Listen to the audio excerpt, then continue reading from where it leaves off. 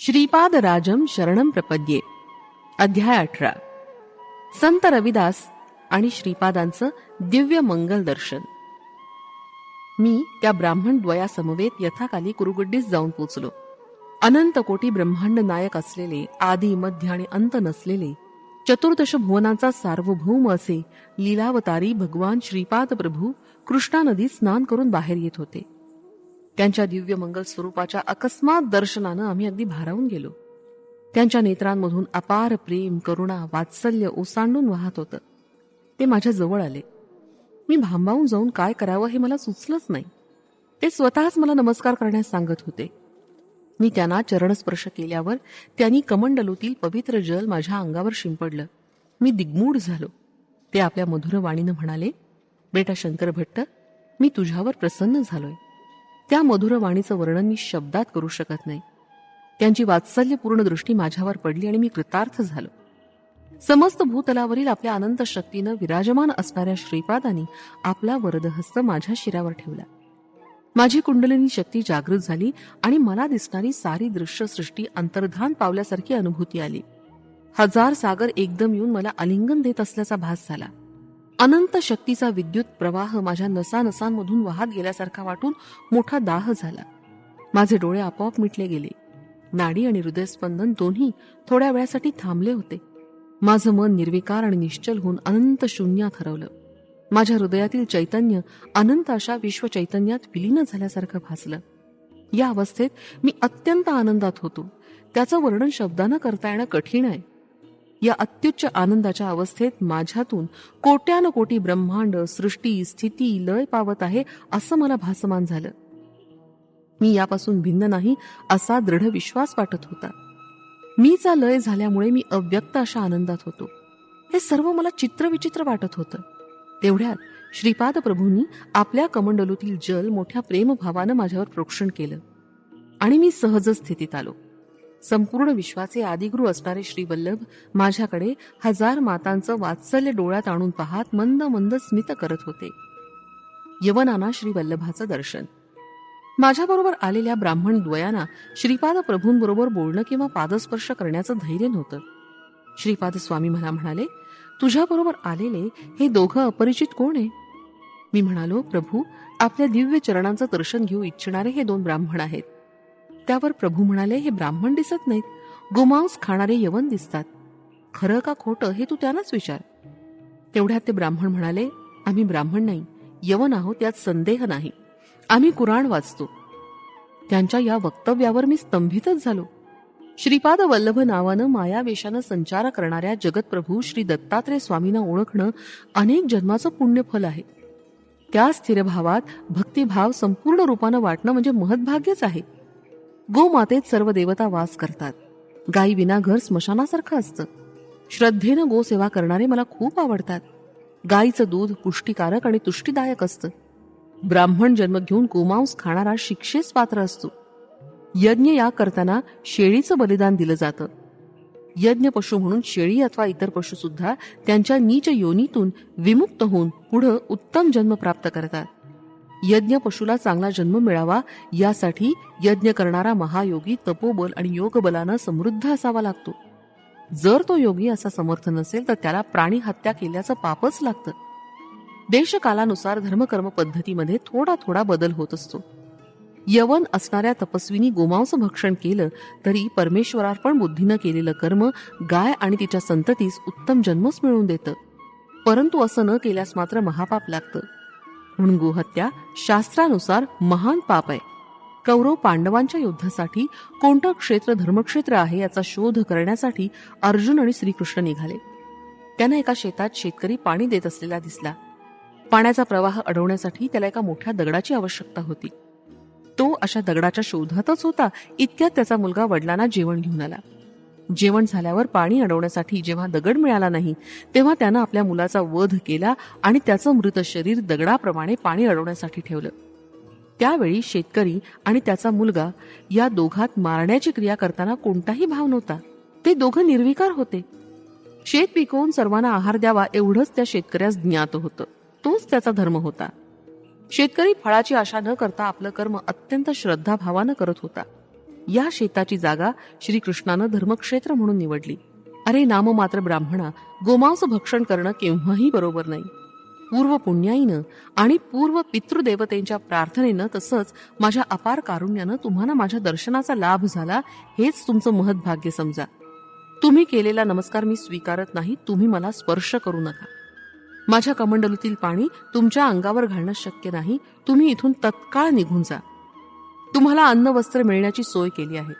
तुम्ही यवन स्त्री बरोबर विवाह करून यवनाप्रमाणे राहा. तुमच्या हातून मारल्या गेलेल्या गायी पुढील जन्मी तुमची संतती होऊन जन्मास येतील आणि तुमचा छळ करून तुमच्या पैशावर सुखी होतील.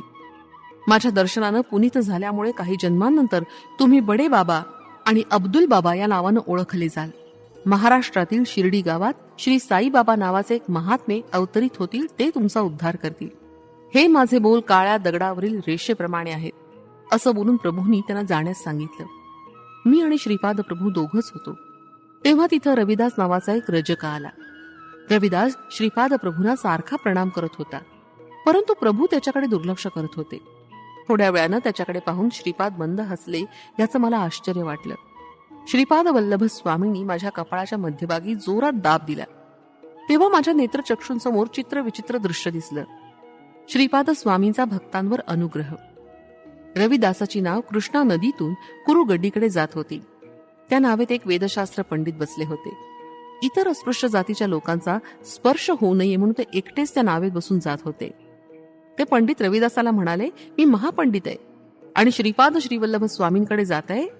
त्यांनी मला बोलावलंय, तेच तुला नावेचं भाडं देतील. ते ऐकून रविदासानं होकार दिला. नाव मार्ग आक्रमू लागली. बोलण्याच्या ओघात त्या पंडिताला कळलं की रविदासाला पौराणिक ऐतिहासिक कथेंची काहीच माहिती नाही. तो पंडित म्हणाला, अरे रविदासा, तुला पुराण आणि इतिहासाचं काहीच ज्ञान नाही, म्हणजे तू 3/4 जीवन व्यर्थ घालवलंस. रविदास ते ऐकून निराश झाला. नाव चालवताना एकदमच पाण्याचा वेग खूप वाढला. त्या वेगानं त्या नावेस एक छिद्र पडलं आणि त्यातून पाणी आत शिरू लागलं. रविदास त्या पंडिताला म्हणाला, महाराज, आपणच पाण्यात पोहता येतं का? पंडित म्हणाला, अरे मला तर पोहता येत नाही. रविदास म्हणाला, महाराज, मला पोहता येतं, परंतु तुम्हाला मात्र पोहता येत नसल्यानं तुमचं जीवन 100% व्यर्थ आहे. सारखं वाढत असलेलं पाणी पाहून रविदासानं श्री श्रीपाद प्रभूंचं नाव घेऊन पाण्यात उडी मारण्याची तयारी केली. इतक्यात त्याला पाण्याच्या मध्यभागी एक दिव्य कांती दिसली. त्यानं आदी अंत नसलेल्या श्रीपाद स्वामींच्या महिमा वर्णन करणाऱ्या अनेक लीला कथा ऐकल्या होत्या. रविदासानं त्या दिव्य कांतीस अत्यंत श्रद्धाभावानं नमस्कार केला. नावेतील पाणी सारखं वाढू लागलं होतं. इतक्यात एक महदाश्चर्य घडलं. एक अदृश्य हात त्या नावेतील पाणी बाहेर टाकत होता. पाणी कमी झालं आणि नाव किनाऱ्यावर पोचली आणि ते दोघं श्रीपाद प्रभूंच्या दर्शनास आले. रविदास यापूर्वी प्रभूंच्या दर्शनास कधीच आला नव्हता, परंतु आज जेव्हा त्यानं स्वामींना नमस्कार केला तेव्हा त्यांनी प्रसन्न मुद्रेनं मंद हास्य केलं. त्या पंडिताकडे मात्र दुर्लक्ष केलं. शास्त्र चर्चा करण्यासाठी आलेल्या त्या पंडिताच्या मुखातून एक शब्दही निघेना. श्रीपाद प्रभू पंडितास म्हणाले, अरे पंडिता, तुला अहंकारामुळे योग्य काय आणि अयोग्य काय ते कळेनासं झालं आहे. तू महापंडित असून सद्गुणांचा संचय करण्याऐवजी पापांचा साठाच करून ठेवलास. आपल्या सुशील पत्नीचा छळ करून एका सुखी कुटुंबातील राणीला आपल्या पतीपासून परावृत्त केलंस. त्यामुळे ती तुला सतत शाप देतीये. तुझी भार्या एक सद्ब्राह्मणी असून मानसिक छळानं क्षोभित झाली आहे. हे सर्व पापकर्म केल्यावर तू माझ्याकडे कसा आकर्षित झालास? तुझ्या पत्रिकेप्रमाणे आज तुझा मृत्यूदिन आहे. आजपासून मी तुला 3 वर्षांचं आयुष्य वाढवून देतो. तू तुझ्या गावी जाऊन दुर्वर्तन विसरून चांगलं आचरण कर. तू एक पंडित आहेस यात शंकाच नाही. तुझ्या विद्वतेचं प्रात्यक्षिक दाखवतोस का तुला दिलेलं 3 वर्षाचं आयुष्य परत करतोस? तत्काळ उत्तर दे. सर्वज्ञान संपन्न असलेल्या श्रीपादांचं ते वक्तव्य ऐकून त्या पंडिताच्या तोंडून एक शब्दही फुटेना. जणू काही मुकाच झाला होता. त्याच्या मनात आयुष्य वाढावं अशीच इच्छा होती. श्रीपाद वल्लभ स्वामी त्याला म्हणाले, तुझ्या मनातील इच्छेनुसार मी तुला 3 वर्षांचं वाढवलेलं आयुष्य देत आहे. तू रजकाच्या स्त्रीस जबरदस्तीनं पळून तिला दासी केलंस, परंतु पुढील जन्मात ते रजक दाम्पत्य महाराजाचे सुख वैभवाचा आस्वाद घेशील तेव्हा तू त्या रजक पत्नीचा दास होऊन त्यांची सेवा करशील. या 3 वर्षात काही सत्कर्म केल्यास अन्न वस्त्रास काही कमी पडणार नाही आणि दुष्कर्म केल्यास नाना यातना भोगाव्या लागतील. मरणापासून तुझं रक्षण करून माझ्याकडे येऊन येणाऱ्या रविदासाला तुझं सर्व पुण्य मिळालं. त्या पुण्याच्या फलस्वरूप तो माझी सेवा करेल. तू तत्काळ या पुण्यभूमीतून निघून जा. स्वामींच्या आदेशानुसार तो पंडित तिथून निघून गेला. रविदास मात्र आश्रमात राहून स्वामींची सेवा करू लागला. तो दररोज स्वामींचे कपडे धुवून आणि आश्रमातील अंगण झाडून स्वच्छ करीत असे. पूजेसाठी फुलं आणणं हे तर त्याचं आवडीचं काम होतं. श्रीपाद प्रभू स्नानासाठी कृष्णा नदीवर जात असताना तो त्यांना साष्टांग नमस्कार घालत असे आणि स्वामी त्याचा नमस्कार प्रसन्न मुद्रेनं स्वीकार करत असत. रविदासाच्या पित्यानं त्याला एकदा सांगितलं होतं की श्रीपाद प्रभू अंतर्यामी असल्यानं त्यांना केलेला एक नमस्कार स्वीकार झाल्यास तो 100 लोकांना केलेल्या नमस्काराचं फळ मिळवून देणार आहे. एकदा रविदास कृष्णा नदीच्या तीरावर उभा होता.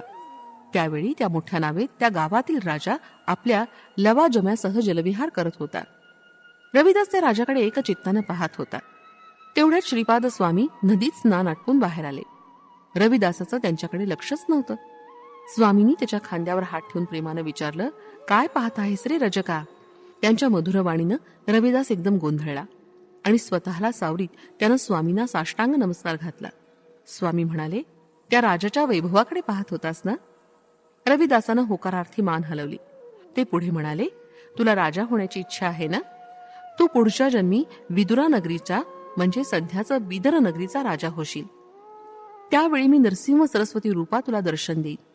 तो रजक म्हणाला, प्रभू, मला राजा होण्याची इच्छा आहे, परंतु आपल्या चरणांची सेवा मला सदैव मिळावी. स्वामींनी रविदासाची ही इच्छा पूर्ण केली. तो मृत्यूनंतर यवन कुलात जन्मला आणि यथाकाली तो विदुरा नगरीचा राजा झाला.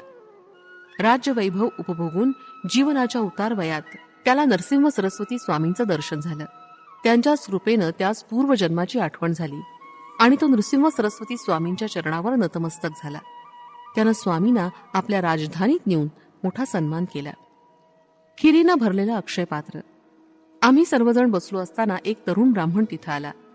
तो दुरून आला असल्यानं त्याचे पाय धुळीनं भरले होते. त्याचं नाव वल्लभेश्वर शर्मा असं होतं. त्याचं गोत्र काश्यप होतं आणि तो अपस्तंभ शाखेचा होता. श्रीपाद प्रभू पिठिकापुरमहून येणाऱ्या भक्तांना आपल्या आत्मीयांची सविस्तर माहिती, त्यांचं क्षेमकुशल विचारित असत. हा सर्वज्ञानी असणारा श्रीपादांचा आवडता छंद होता. वल्लभेश्वर पिठिकापुरमहून आला होता. त्याला स्वामींनी आपल्या नातलगांचे, स्नेहसंबंधितांचं क्षेमकुशल विचारलं. मध्यान्हाची वेळ झाली होती. स्वामींचे शिष्य भिक्षा घेऊन आले होते. इतक्यात काहीतरी घेण्यासाठी स्वामींनी आपला दिव्य हात वर केला आणि एक चांदीचं पात्र हातात घेतलं. त्यात खीर भरलेली होती. तिथं जमलेल्या शिष्यांना खीर वाटून दिली, परंतु ते भांड खिरीनं भरलेलंच राहिलं. श्रीपाद प्रभूंनी शिष्यांनी आणलेली सर्व भिक्षा नदीच्या पाण्यातील जलचरांना देण्याचा आदेश दिला.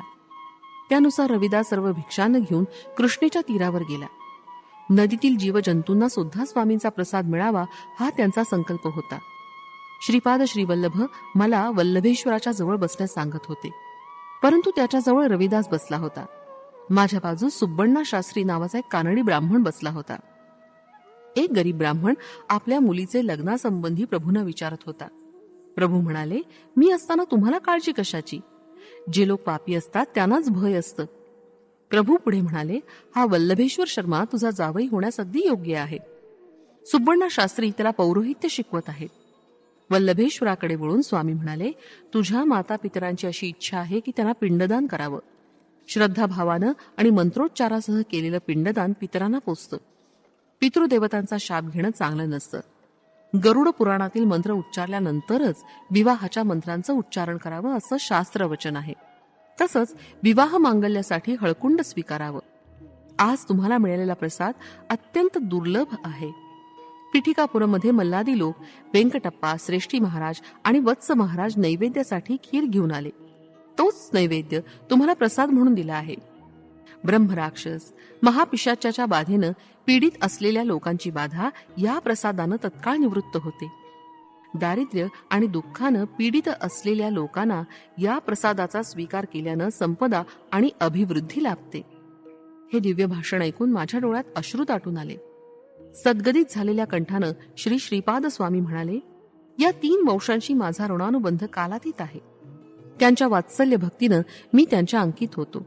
मला कुठंही जेवण्यास न मिळाल्यास मी सूक्ष्म रूपानं जाऊन तिथं यथेच्छ जेवण करतो जे कोणी माझी वात्सल्यपूर्ण भावानं सेवा करतात त्यांच्या घरासमोर मी बाल्य रूपातच खेळत असतो.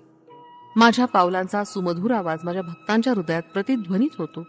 रात्रीच्या वेळी कुरुगड्डी गावात माझ्या संमतीशिवाय कोणी राहू शकत नाही. यक्षिणी, ब्रह्मराक्षस, महापिशाच महाआरतीच्या वेळी आक्रोश करतात. मी त्यांची त्या पिशाच योनीतून सुटका करून नवीन देह प्राप्त करून देतो. देवता, गंधर्व, यक्ष, अदृश्य शक्ती यासारखे उच्च पदास पोचलेले जीव माझ्या दर्शनास येतात. महासिद्ध, महायोगी, तपस्वी महापुरुष माझं दर्शन, स्पर्श व संभाषणाचं भाग्य प्राप्त व्हावं अशी इच्छा मनात धरून अनेक कष्ट झेलून माझ्याकडे येतात. तुम्ही आनंदानं नामरूपाला ओलांडून पुढे जाल. ही श्रीपाद प्रभूंची अनुल्लंघनीय आज्ञा होती. आम्ही शेजारी असलेल्या गावी जाऊन पोचलो. त्या कन्येचा पिता स्वतःच्या घरासमोर वधूवरांना बसून सुब्रमण्यम शास्त्रीकडून मंत्र म्हणून घेत होता. शास्त्रींना विवाह संस्काराचे मंत्र येत होते, परंतु अंतिम संस्काराच्या मंत्रांची त्यांना माहिती नव्हती.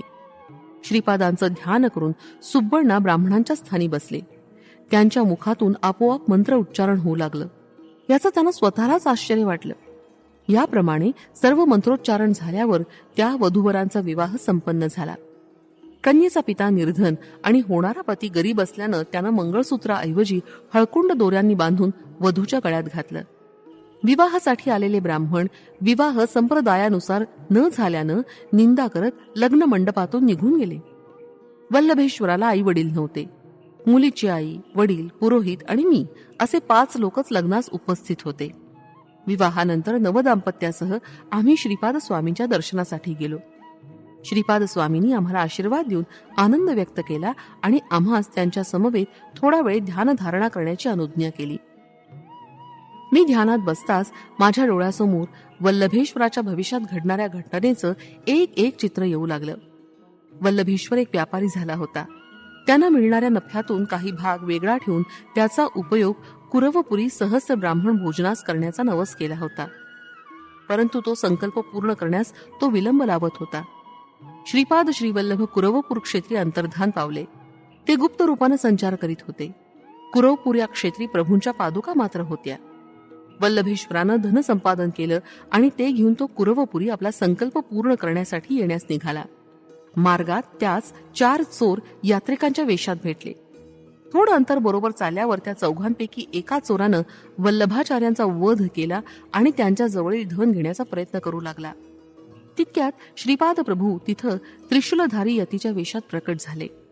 वल्लभेश्वर चोरानं मारण्यापूर्वी श्रीपाद स्वामींच्या ध्यानात मग्न होता.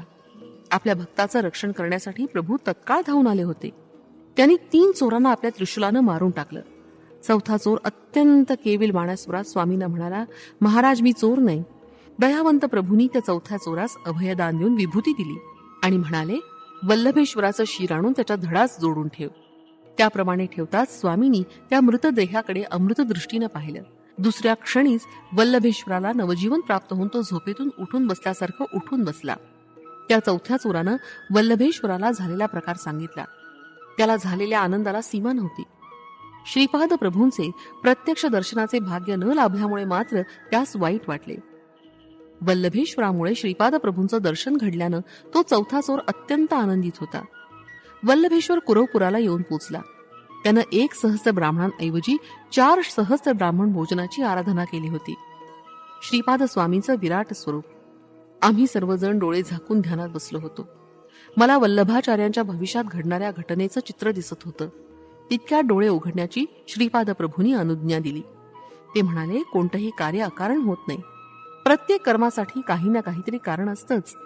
सृष्टीचे विधान चित्र विचित्र आहे. निर्गुण निराकार असा मी तुमच्यासाठी साकार रूपात अवतरित झालो आहे. हे पाहून तुम्हाला आश्चर्य वाटेल. परिमित आणि अवधूत नसलेला मी तुम्हाला परिमित आणि अवधूत असल्याचा भास होतो व तसा अनुभव सुद्धा येतो. हा फार गुंतागुंतीचा विषय आहे. सर्व शक्ती माझ्या स्वाधीन आहेत. या अनंत कोटी ब्रह्मांडात प्रत्येक अणुरेणूमध्ये मीच भरून राहिलो आहे. अणुरेणूंना एकत्र करून ठेवणारा संकल्प स्वरूप मीच आहे. या अणुअणूला वेगवेगळं करून नूतन सृष्टीची निर्मिती करण्यासाठी जी स्थिती हवी असते त्यासाठी प्रळय काळ साधणारा असा रुद्ररूपही मीच आहे. हे ज्ञान आणि हे अज्ञान याचा तुम्हाला बोध करून सर्व जीवांस अनेक प्रकारची माया करून त्यात सर्वांना बंदिस्त मीच करतो.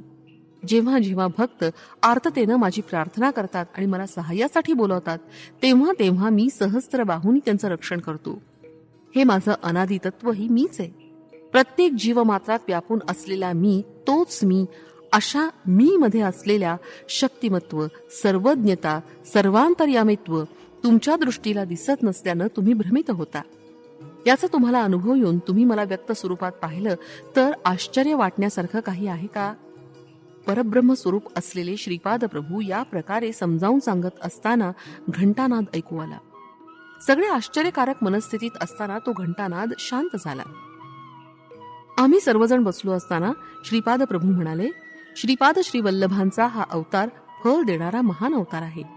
माझं नामस्मरण केल्याशिवाय कोणताच अवधूत पूर्ण सिद्धी प्राप्त करू शकत नाही. तसंच महान योगी सुद्धा सिद्धी प्राप्त करण्यासाठी माझं नामस्मरण करतात.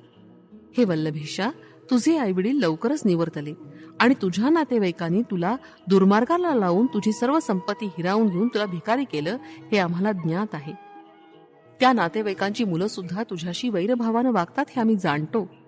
तुझे ते दुष्ट नातेवाईक पुढील जन्मात चोर बनले. तू धन घेऊन कुरुगड्डीस येत असताना त्या चोरांनी तुझं धन लुटून तुला मारून टाकलं. तू आमचं स्मरण करताच आम्ही तिथं प्रकट होऊन आमच्या त्रिशूलानं 3 चोरांचा वध केला. 4था चोर आम्हा शरण आला. त्याचा दोषही अत्यंत कमी असल्यानं आम्ही त्याला जीवनदान दिलं. श्रीपाद प्रभूंचं हे वक्तव्य ऐकून वल्लभाच्या पत्नीच्या डोळ्यात पाणी आलं. ते पाहून श्रीपाद प्रभू म्हणाले, हे माते, प्रत्येक स्त्रीमध्ये आम्हास जन्म दिलेल्या अखंड सौभाग्यवती सुमती महाराणीच दिसते. त्या महान मातेच्या कुशीमध्ये नेहमीच आम्ही बालकच असतो. तू दुःखी होऊ नकोस. मी दिलेलं हळकुंड जपून ठेव. तुला या हळकुंडामुळे सदैव सौख्य लाभेल. तू अखंड सौभाग्यवती राहशील. आमचं हे वचन काळ्या दगडावरील रेषेप्रमाणे अटळ आहे. त्याला सृष्टीतील कोणतीच शक्ती बदलू शकत नाही. मला गायत्री मंत्राचा उपदेश करणारे माझे प्रथम गुरु माझे पिताच असून त्यांचं नाव चिरकाळ टिकून राहील. आमच्या पुढच्या अवतारात नरसिंह नावाबरोबर सरस्वती नाव जोडून नृसिंह सरस्वती असं नाव आम्हास लाभणार आहे. आमचे आजोबा बापनाचार्युलू यांचं नाव सुद्धा अजरामर करण्याचा आमचा मानस आहे. नृसिंह सरस्वती अवतारात आमचं रूप आमच्या आजोबांसारखंच असेल. आमचे आजोबा माझे दुसरे गुरु होते. त्यांच्याकडे वेदशास्त्राचा अभ्यास केला. तुम्ही पाहत असलेली ही घंटा एकेकाळी आमच्या आजोबांच्या घरात होती. ती माझ्या संकल्पानं अनेक प्रदेशात फिरून आली आहे. ती भूमीतील भुयारी मार्गानं सुद्धा जात असे. हे शंकर भट्टा, तू रचना करीत असलेल्या तेलुगू भाषेतील श्रीपाद श्रीवल्लभ चरित्रामृतातील 18वा अध्याय इथे संपत आलाय. ती घंटा पिठिकापुरम गावात येऊन पोचली आहे. ही घंटा अनेक आकार घेऊन, अनेक आकार बदलून माझ्या संकल्पानुसार पुन्हा इथं आली आहे. आमच्या आजोबांच्या स्वतःच्या घरात माझ्या महासंस्थानाची स्थापना होईल. आमच्या प्रेमाची खूण म्हणून ही जय जय निनाद करणारी घंटा आम्ही पिठिकापुरमला पाठवली आहे. श्रीपाद श्रीवल्लभांचा जय जयकार असो. फलश्रुती, पापकर्मांचा नाश, भाग्यवृद्धी.